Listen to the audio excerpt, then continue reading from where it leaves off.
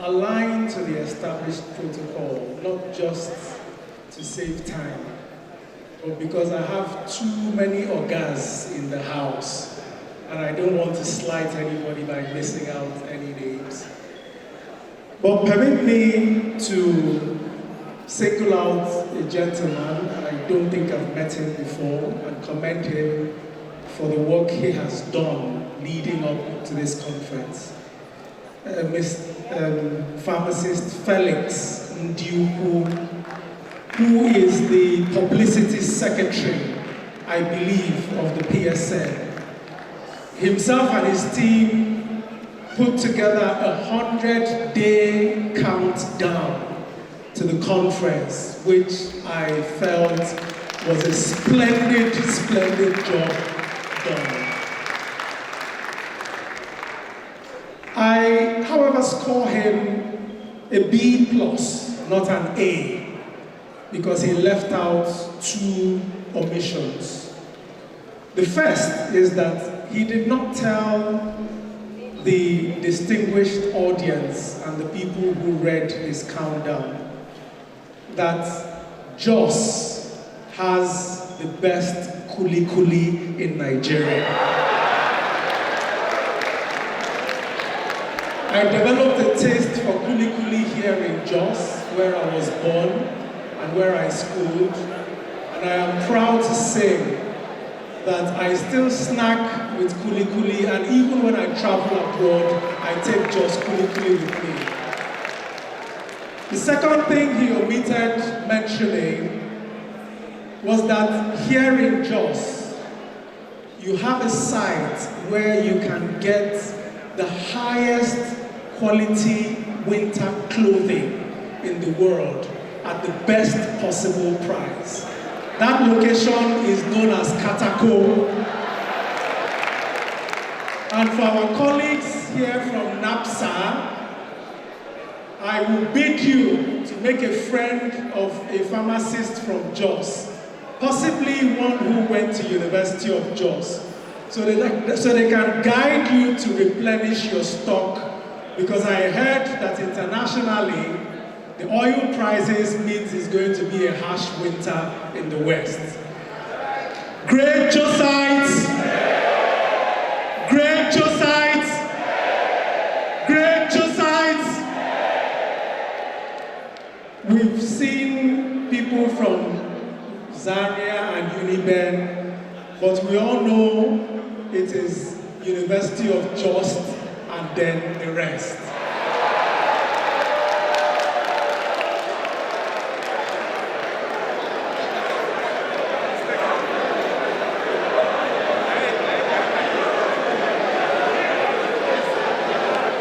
Now, to the business of the day. Medicine security in an unstable economy. I couldn't congratulate PSN more for choosing a more topical topic, a more important topic, a more comprehensive topic to guide the discussion of what ails us today. But I'm afraid the title of the keynote does not capture how dim the situation is. We're talking about an unstable environment, but the reality is that it is much worse. As I speak to you today, in Ghana, they have had a threefold drop of the CD against the dollar in less than 18 months. This is the same threefold drop that has taken us about 7 years to get to. In Sierra Leone, people are carrying placards and rioting because of the issues relating to living standards. We're not even talking about Russia and Ukraine or what is going on in places like Ethiopia. The instability does not only affect the economy, it affects all other spheres of life, and it is not limited to Nigeria. It is worldwide. However, the medicine security aspect that has been brought into the picture allows us to begin to articulate a solution that is commensurate to the problem. Now, we're all pharmacists, or mostly pharmacists in the room. Apart from medicine security, we're also talking about a threat to the profession.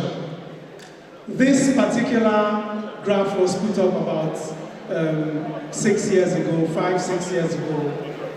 And you can see there that on the upper right quadrant, alongside libraries and toll takers, the pharmacist has been identified as a profession that is at very high risk in terms of vulnerability for automation.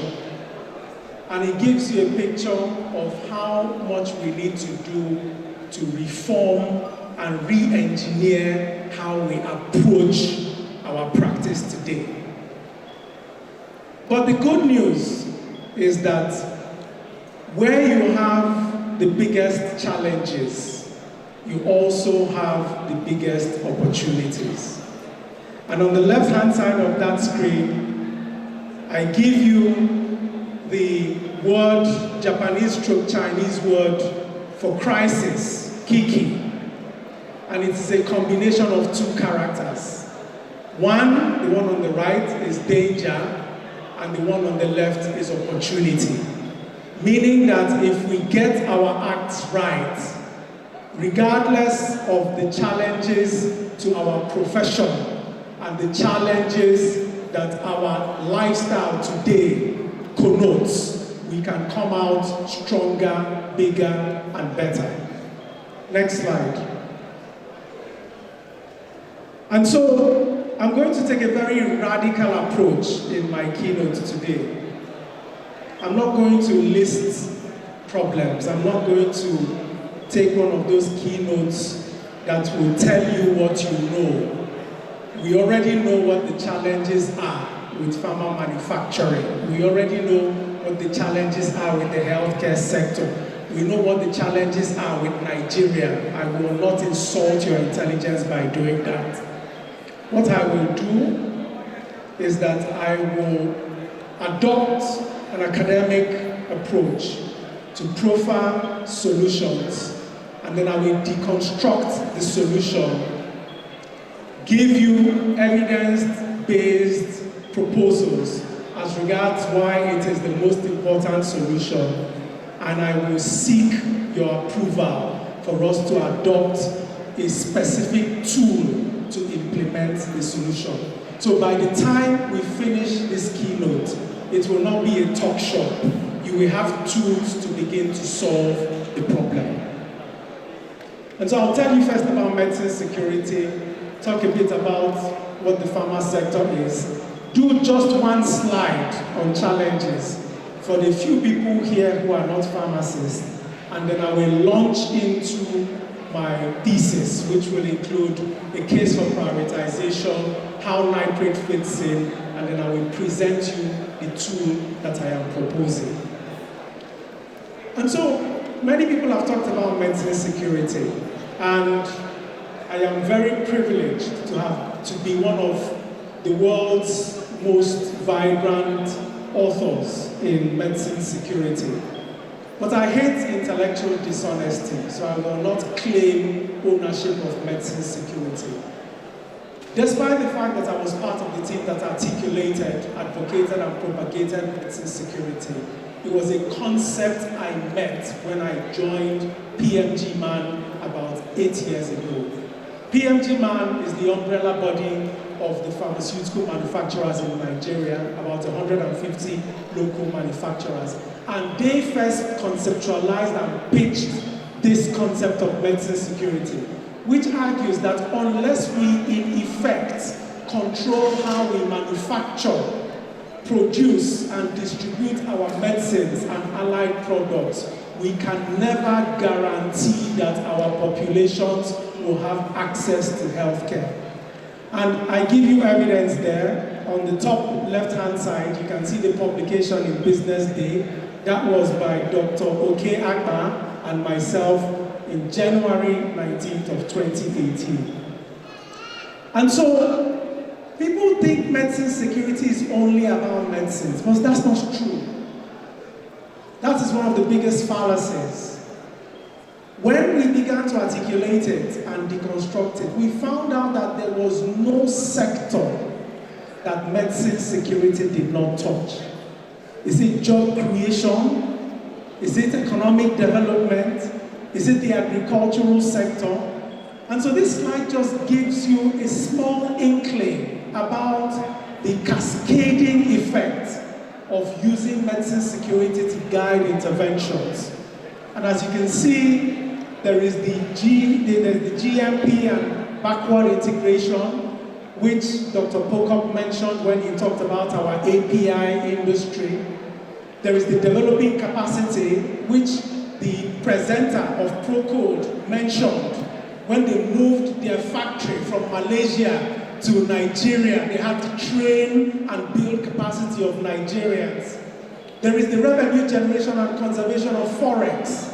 If you import 90%, like the rest of the continent does, you will use up more forex compared to us that produce 30 to 40% of our own medicines. And by the time we move it up to 70, we're conserving even more. And then there's the widening of relevant tax bases. Every local manufacturing firm pays a significant amount of tax. Company tax, education tax, so many other taxes.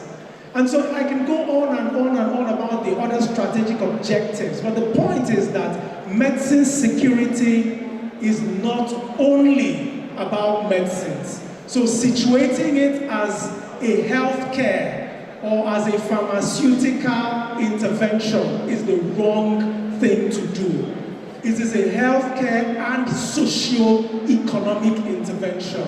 And you can go on our website, or you go on our Twitter feed, or you go on our YouTube pages. We have spoken widely about all the sectors that medicine security touches. And so now we know a little bit about medicine security. Why don't we remind ourselves about the pharma sector in Nigeria? Close to 200 local manufacturers, unarguably in terms of number, the biggest on the continent. Market size, 2 billion, rather small for a 50 billion plus on the continent where we have the potential to control half or more. Annual growth rate, 13%. And with COVID and with integration of other sectors, that 13% is now being predicted to be hitting high double digits. There are very few sectors that can give you this kind of growth. And then obviously in ECOWAS, we dominate. But there are also weaknesses. Our dependence on FPPs, we've already talked about APIs, policy framework. You have this policy here, you have that policy there. The 2005, we don't know how far we've gone with the 2005 policy. Some of the skills we need, we don't have. People still bring in technicians from India and China to fix pharmaceutical manufacturing equipment in Nigeria. Why haven't we looked into pharmaceutical engineering? But with AFCFTA coming up, people have recognized that we still have an advantage despite the weaknesses. And I did promise you I was going to give you one slide on challenges. Because to be honest, if we began to talk about challenges, we may not leave here today. But I'm a glass half full kind of guy. And I know that regardless of the challenges, which I will not enumerate, but I have put here, so that when the slides are shared, our non-pharmaceutical colleagues can take it away. Despite all these, we strongly believe that there is humongous potential in this sector. And why do we feel that there is still potential? This gentleman pictured on the screen was someone I had a serious love-hate relationship with. But he taught me a lot of lessons, even though being a very stubborn person, it was very, very difficult for those lessons to sink in. And one of the biggest lessons he taught me was how to leverage on your comparative advantage. Dr. Justin Chuka Fred Adigwe was born in a village in Anambra State, Ihiala to be precise, to a family that was mostly agrarian. Well, his father was a hunter. And you know, if you're a hunter in that kind of environment, you're very, very popular. And at a very young age, he demonstrated his aptitude to excel academically and will go on to become one of Africa's first metallurgists to finish with a full British scholarship that yielded a PhD from the University of Swansea.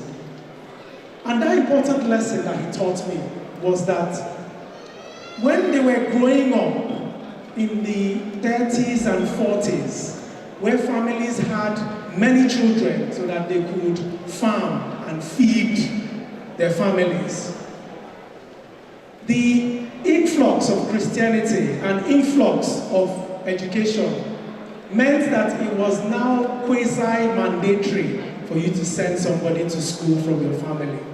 So what most families used to do was that they would use style to identify who the most intelligent child was among their children. And then they would fund that child's education. And usually, by the time you get to secondary school, you're already beginning to teach. And then you will use the income to do what? Train your younger ones. I learned that lesson. He went on to become the Premier Director General of the National Steel Council. Those of you who know Jos very well, it's on Zaria Road, established since the 70s when he came back from the UK. And he did use that principle very well to train not just his siblings, but his siblings' children. And I learned very much. And I think it is an analogy that we need to adopt in Nigeria. And Your Excellency, Professor Theoden, this message is for you and for the other policymakers here. Why are we spending so much stimulating development in sectors where we do not have the comparative advantage?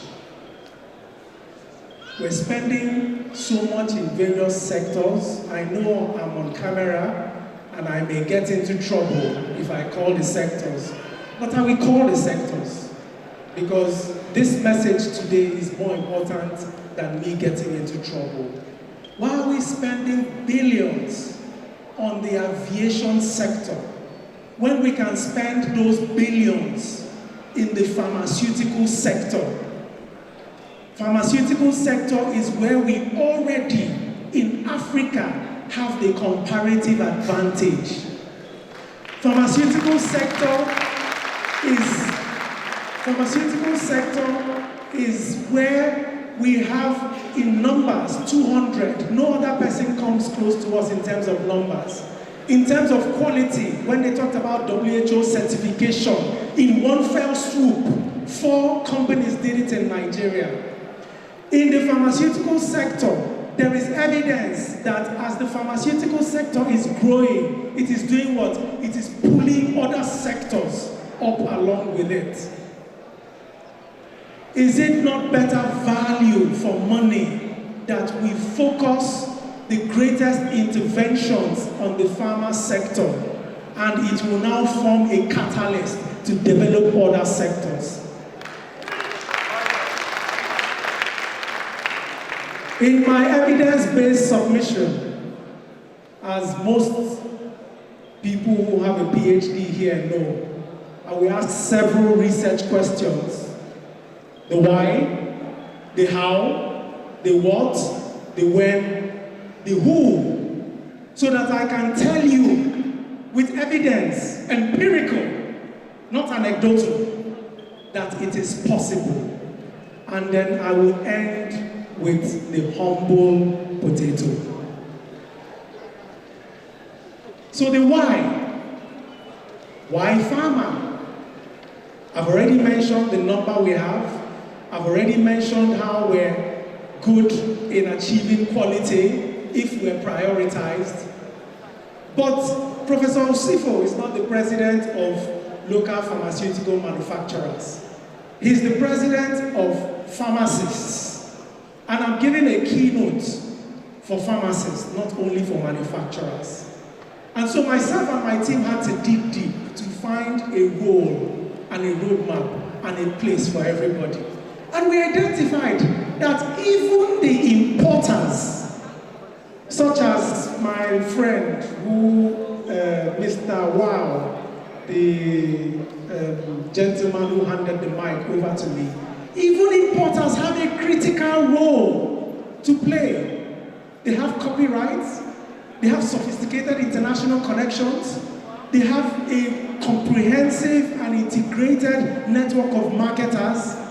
In the development of the sector, we must find a pathway that will bring them towards our own way of thinking by way of strategies such as contract manufacturing, tax breaks, and other friendly carrot regulations that will bring them round. So even the importers have a role to play. Talk about human resources. You heard Professor Osifo, the president, mention that we are exporting 5,000 pharmacists to countries who have better health care than us. We haven't told you about the number of professors we have in the pharmaceutical landscape. We haven't told you about the various experts we have. In Africa, nobody has the kind of human, we're not there yet, but in terms of Africa, nobody has the human resources that we have. And then the API, Dr. Pokop took it off my tongue. That backward integration, people are already making efforts. NIPRID has taken the lead, and we've secured a better part of $1 million from Afrexim Bank to say, let us develop our own API manufacturing and training capacity in Nigeria. Already happening. And then, all these things I've mentioned is on conventional medicine, so we haven't talked about the other side, where you have phytomedicines, of which, based on our topography, our soil conditions, our variegated climates, about 6, if you're counting from the north down to the sea, means that we have thousands of plants that have ethno-medicinal value that people come into Nigeria and make tons of money on, despite the fact that we have better plant varieties here and we have the capacity to develop them. And then, the AFCFTA. It is like a gift wrap to Nigeria. When I exited MG Man 4 years ago as executive secretary, one company in PMG Man, Drugfield, had innovated chlorhexidine for, what do you call this thing now? The navels of newborn children. It's an antiseptic gel to prevent infections. At that time, that company was exporting to over 10 countries in Africa.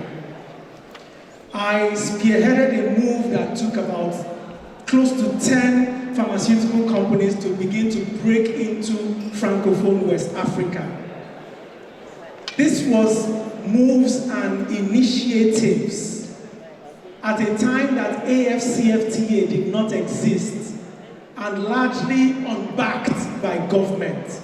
Imagine now that you have an African continental free trade agreement that mandates you to buy from another African country rather than importing from outside Africa.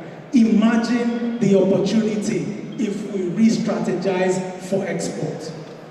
So I could go on and on and on, but these 6 points I mentioned will give you an insight as regards the why. The how.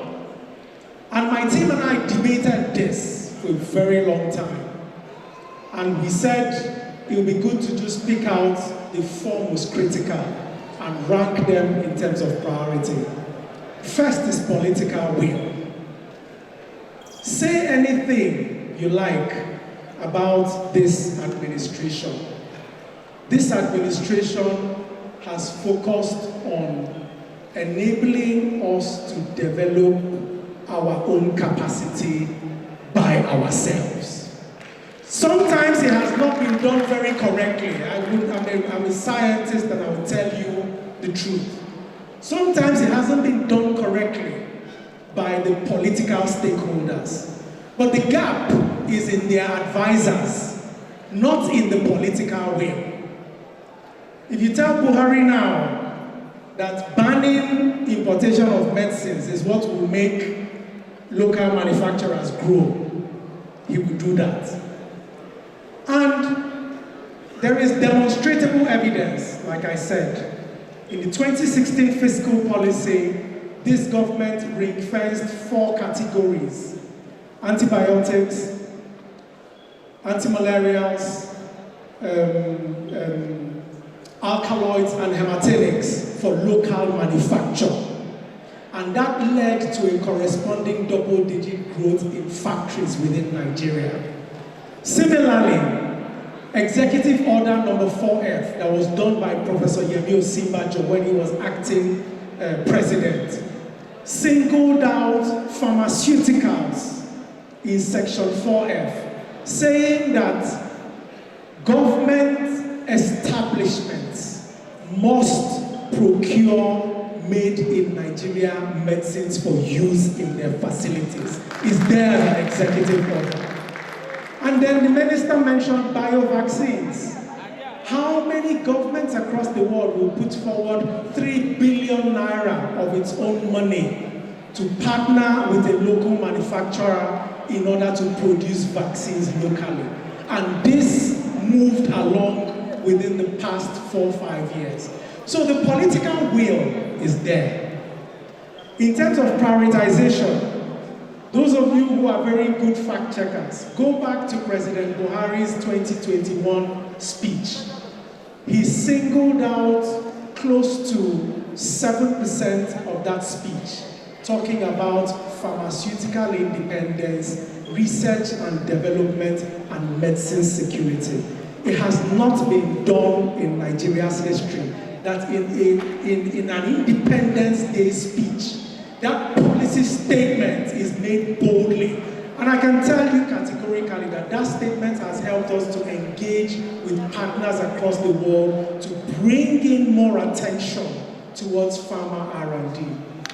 And then obviously the general systems approach, which we are, advocating. That it is not something that we'll all gather only ourselves in one room as pharmacists. We need to engage with other sectors and get them involved.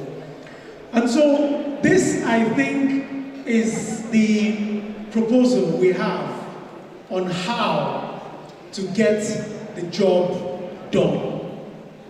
There are more, but in the interest of time, I will not belabor you with the details until we get to the part where we need the nitty-gritty. Open it. And then the what. What is that tool What is that most important tool that will enable us use medicine security to address not just the unstable economy, but to enable us to emerge as a hub for health and related areas? That tool is what we have here for you.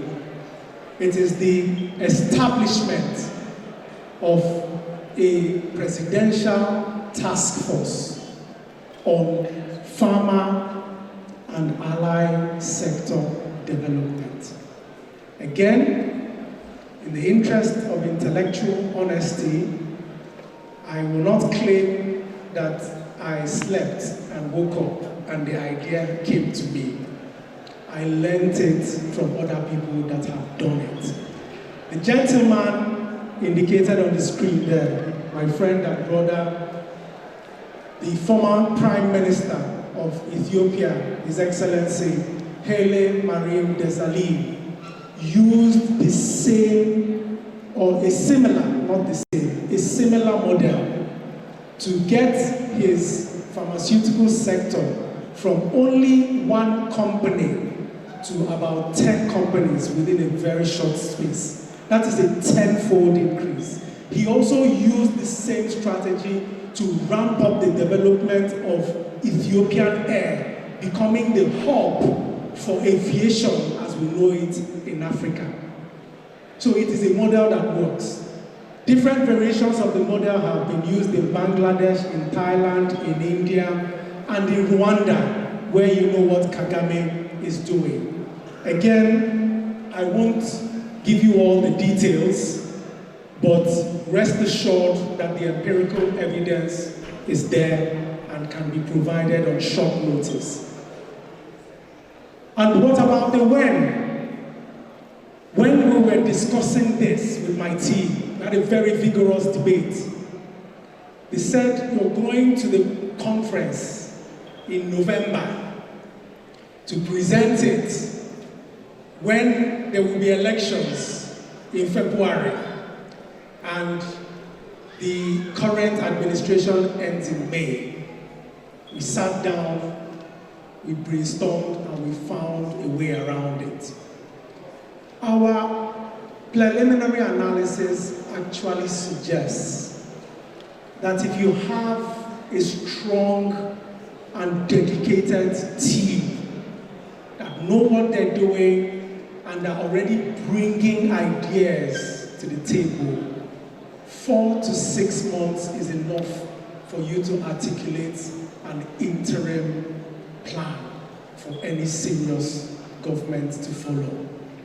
Additionally, in the interrogation, we found out that the proposal does not only affect people in the government space.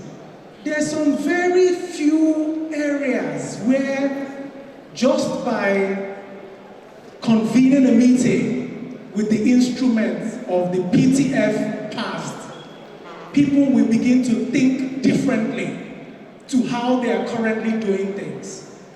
For example, we already have about 12, 15 world-class injectable factories in Nigeria.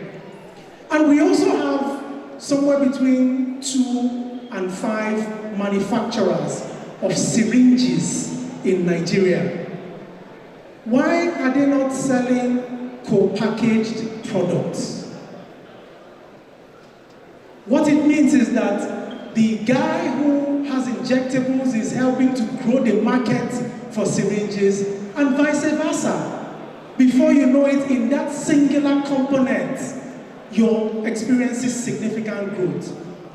Another example, and I thank my fellow General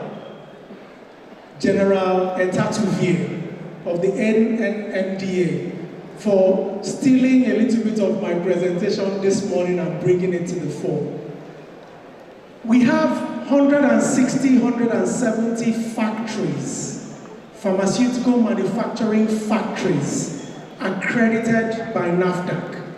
What it means is that they already have passed the minimum threshold for GMP.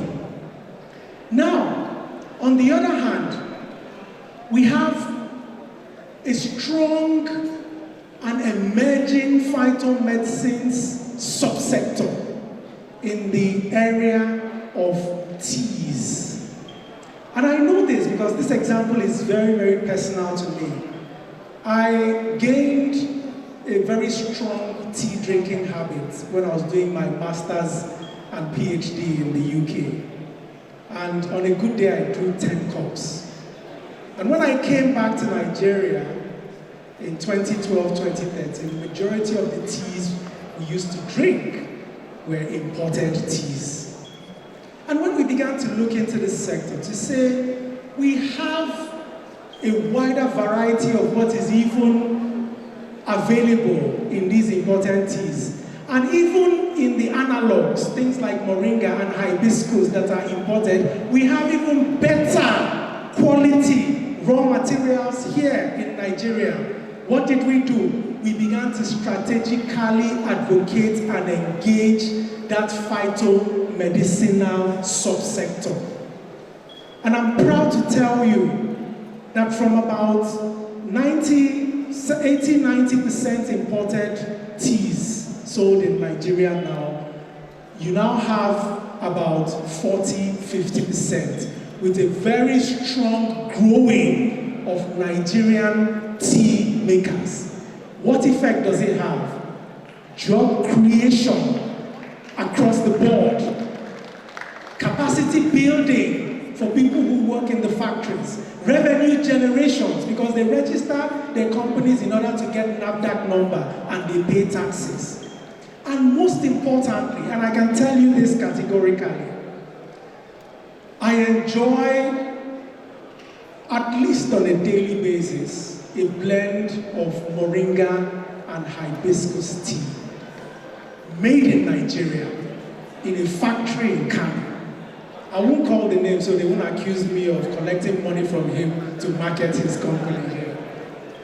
But that tea is so good that if it is noon and I've not had my moringa and hibiscus, I become very edgy.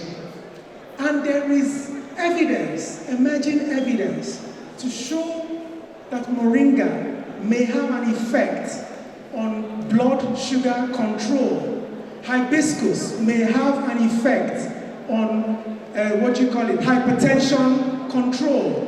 And both of them have a strong showing of antioxidants. So if you're wondering why I'm looking very handsome and elegant, it is thank you to moringa and hibiscus. The point I'm trying to make is that every pharmaceutical company that has been CGMP certified by NAFDAC, it will cost you 5 million, 10 million to put a tea bagging line in that factory. And by that singular action, you can get, is it moringa? Is available. Is it hibiscus? We're the world's greatest exporter. And there are other variants. I just mentioned two that I have a personal experience in. So this is a strong extra governmental component. You don't need a change of administration to implement these sorts of changes. So in the plan that we're thinking about in terms of timeline, even by that 6 months, which is a sweet spot, there are various sectors that the key stakeholders would have looked at to say, encourage the merging of these two, encourage better collaboration between these two. There is investment in this area, and already you are hitting the spot as regards improving access to healthcare and socio-economic indicators while becoming a hub for the African market. So 6 months is tight, but Your Excellency, it is doable with the right team. We've now come to the most controversial aspect, which is the team. And I will go down to talk about the chairman or proposed chairman. Most people here who know me know I have a very controversial character. And so let me begin by recusing myself from nomination. So, Professor Osifo, even if you nominate me, I will decline. Because I don't want people to say he gave the suggestion so that they will make him chairman. No, it is in national interest. However, Your Excellency, I have a very, very strong candidate that I'm going to recommend. The current president of the PSN is someone who I call an iceberg performer. Because you saw that clip, and by the way, you have to give me the number of the people who did that clip, because I'm going to borrow those guys from you. You saw that clip, Your Excellency. That is 1/10 of what Professor Osifo brings to the table.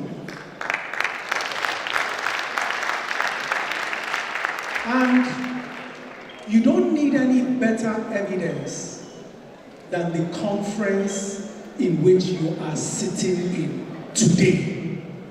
Yes, my people said there are two variables. One is Professor Osifo's leadership. The second variable is that it is Plateau State. And I told them to remove me from the equation because I am biased.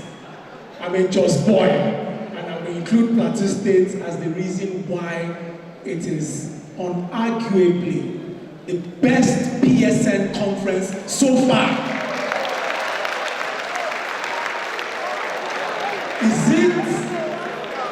Is it in terms of organization? Is it in terms of the venue? Is it in terms of the plethora of senior government officials that are represented in the room?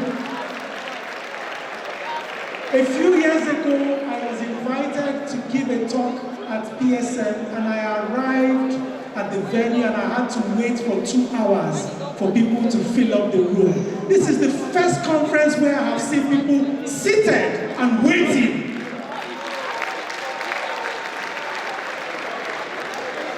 Is it the flow? Is it the flow that was led by Professor Monica Hemben-Emunjese and her team that has made this thing going smoothly so far? Ladies and gentlemen, excellencies, I have no apologies in saying this because I unfortunately have to depart early to go to Abuja to defend my budget. But let me put it on record that I score this conference led by Professor Osifo 95%. I would have given him 100%, but if I did that, the University of Leeds may withdraw my PhD because I have to leave margin of error. I know Saifan Yatwei will give his own analysis later, but Saatwei, it is on record that this is the best PSN conference so far. And I expect that if he's nominated as the chairman of the PTF PASD, he will bring the same dedication of duty, the same analytical thinking, and the same principles to that job. We do not, as a people, and I think it is even more highlighted within the profession, we do not take a tactical approach in appreciating and encouraging people who have value and who have contributed to the profession. I'm putting it categorically that this is a good candidate. When I leave, you people can remove it. Your Excellency, I know that you know that the role of political sponsor is your role. The reason why it is your role is because we in Abuja know that among all the governors in Nigeria, one of the very few that Buhari cannot say no to is His Excellency Simon Bako Lalong.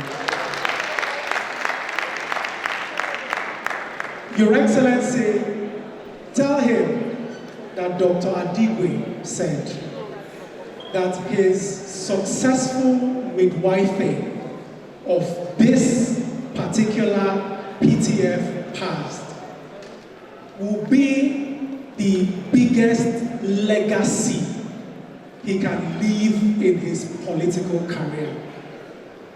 And I will tell you why. Plateau State is one of the richest in endowment. And any smart policy maker knows that if you are leading in an intervention and you carry others along, as the sector is growing, you will even grow further compared to if you adopt a selfish approach and propose only yourself. And then I have a secret weapon, which is the humble potato, and you will deliver that message for him. The other two that I indicated there at the top, multidisciplinary framework, and then the 6 suggested stakeholders, those ones speak for themselves, so I won't go too far.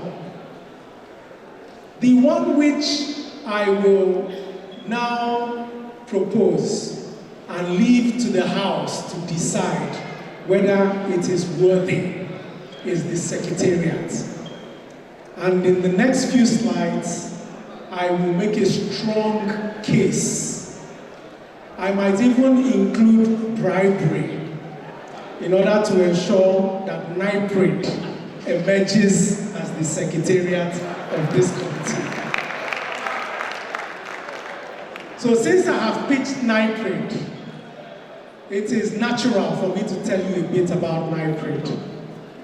That is my head office in Abuja, 5 stories of world-class laboratories, and I will show you evidence, peopled by close to 75 world-class scholars, and I will show you evidence as well. We were established about 35 years ago, basically to build the capacity among Nigerians so that we can use our skills, our knowledge, and our experience to develop solutions from products that are indigenous to us. So all this English you see on this slide, that is what basically it says about NIPRID. And in the past 35 years, a natural question will be, how well have you done? We've been identified as Center of Excellence by various world-class bodies. We were the first in the region to achieve both the ISO 9001 and ISO 17025 certifications, meaning that our output is recognized and appreciated across the world. We've also taken it upon ourselves to build both human capacity, infrastructure, and equipment capabilities that span the entire pharmaceutical and phytomedicinal development value chain. From herbariums, where we domesticate plants, that are foreign to Nigeria, to animal facility centers where we breed our own animals for pharmacology and toxicology, to our research clinic. We have a clinical trial going on now alongside our partners on fractional vaccines for COVID-19. It's a 2 billion naira clinical trial project and the first of its kind in Africa. We have a drug manufacturing unit where we pilot test a lot of the products that are developed both in-house and for other people. And many other things which you can identify on our website as well as on the various media I mentioned earlier on. But I think people will ask, you've been known for R&D, where are the products? It will gladden your heart to know that we currently have 5 products that have been listed by NAFDAC and are in current use in the market. 2 of them were developed for COVID-19. There are 22 others in the pipeline, and we have targeted various disease areas that are indigenous to us here in Africa.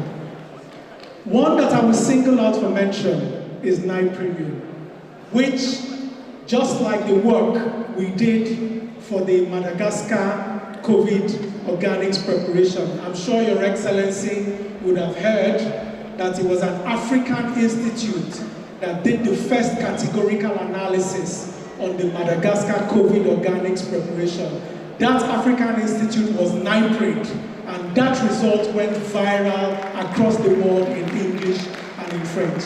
But additionally, we also developed Premium from Andrographis paniculata. Unfortunately, because we didn't get the kind of funding support that we ought to have gotten to push that product out, our colleagues in Thailand beat us to the punch in making a worldwide announcement on that particular product.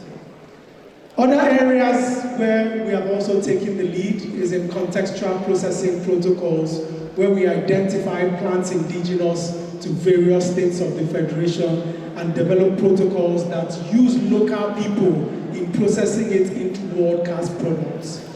15 states have been engaged.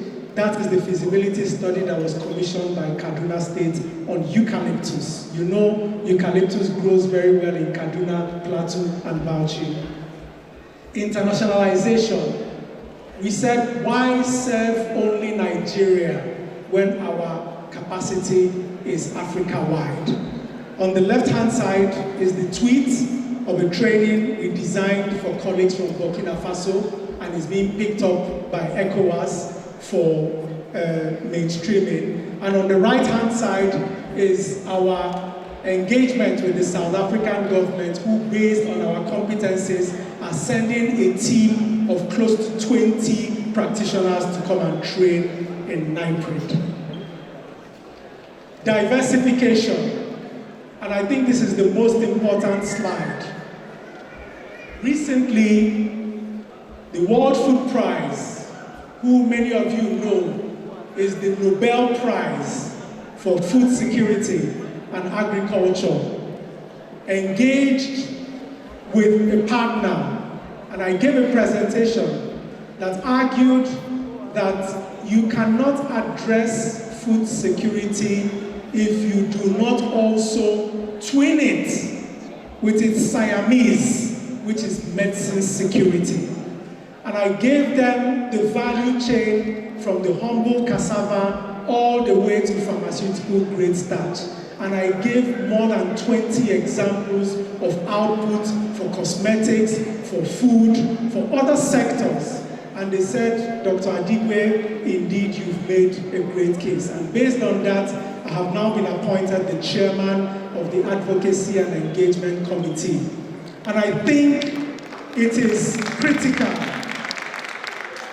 that in line with this sort of intervention, we must take bold steps to begin to dominate not just other sectors, but other entities and other settings within Africa.